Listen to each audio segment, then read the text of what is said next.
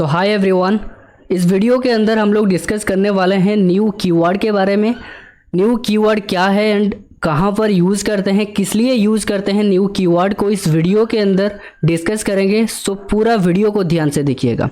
सबसे पहले तो आपको एक क्लास बनाना पड़ेगा। This is our IDE. इस आईडीई में हम लोग प्रैक्टिकली समझने की कोशिश करेंगे, है ना। सबसे पहले एक क्लास बनाना पड़ेगा। This is our class A and class के अंदर एक मेन मेथड क्रिएट करूँगा। सो मेन मेथड के बाद सबसे पहले न्यू कीवर्ड को किस लिए यूज़ करते हैं, अगर हम लोगों को एक ऑब्जेक्ट क्रिएट करना है तो इसीलिए हम लोग न्यू कीवर्ड को यूज़ करते हैं। सो ऑब्जेक्ट को कैसे क्रिएट करते हैं, सबसे पहले तो क्लास रहता है, देन एक reference variable a1 is equal to new A, right. Here A is our constructor. अगर आपको नहीं पता what is constructor and constructor को क्यों यूज़ करते हैं, ऑलरेडी चैनल्स पर वीडियो है, आप जाके देख सकते हो what is constructor and constructor के बारे में बहुत ही अच्छा वीडियो है, आप जाके देख सकते हो। लिंक मैं डिस्क्रिप्शन में दे दूंगा, राइट। सो यहाँ पर देखो न्यू कीवर्ड इसीलिए लगाया गया है कि जब भी आप न्यू कीवर्ड को यूज़ करते हो सो आपके लिए एक ऑब्जेक्ट क्रिएट हो जाता है, राइट। एंड ऑब्जेक्ट क्रिएट होने के बाद ऑब्जेक्ट एड्रेस a1 में स्टोर हो जाता है। a1 is our reference variable.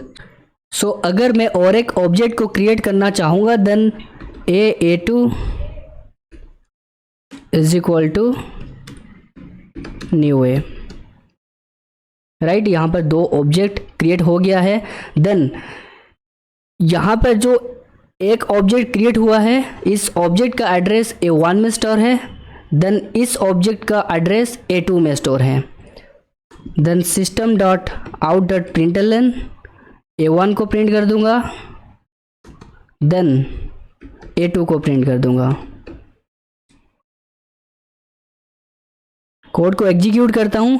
Execute करने के बाद यहाँ पर देखो दो ऑब्जेक्ट एड्रेस प्रिंट करके हमें दे दिया है आउटपुट में, राइट। सो सबसे पहले न्यू कीवर्ड क्या है, तो अगर आप न्यू कीवर्ड लिखते हो देन ये एक ऑब्जेक्ट क्रिएट करता है, I mean it sends request to the class, then class creates one object. Once the object is created, object create हो जाने के बाद object address new keyword takes the object address and store that into reference variable. Here a1 is our reference variable, a2 is also our reference variable, right.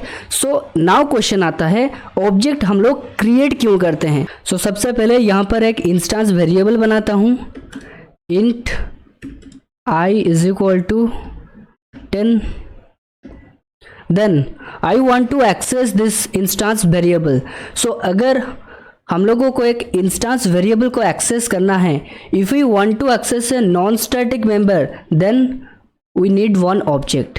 अगर आप object create नहीं करोगे then एक instance variable को आप access नहीं कर सकते। एक स्टैटिक मेंबर को आप क्लास नेम से एक्सेस कर सकते हो, बट एक नॉन स्टैटिक मेंबर को आप क्लास नेम से एक्सेस नहीं कर सकते, आप डायरेक्टली भी एक्सेस नहीं कर सकते। तो मैंडेटरी यानी कि we have to create one object, then after creating an object we can access non static variable as well, right. कैसे, यहाँ पर देखो so system dot out dot println a1 is our reference variable a1 dot I। देन code को execute करूँगा। Execute करने के बाद आउटपुट आ गया 10, राइट। सो न्यू कीवर्ड किस लिए यूज़ करते हैं, अगर हम लोग एक नॉन स्टैटिक मेंबर को एक्सेस करना है देन एक ऑब्जेक्ट क्रिएट करूँगा। ऑब्जेक्ट क्रिएट करने के बाद एक नॉन स्टैटिक मेंबर को एक्सेस कर दूंगा, राइट। सो न्यू कीवर्ड जब भी प्रोग्राम के अंदर हम लोग लिखते हैं एक ऑब्जेक्ट क्रिएट करके हमें दे देता है। तो अगर इंटरव्यू में पूछा जाएगा व्हाट इज़ न्यू कीवर्ड, सो आपका आंसर होना चाहिए new keyword sends a request to the class, then the class will create one object.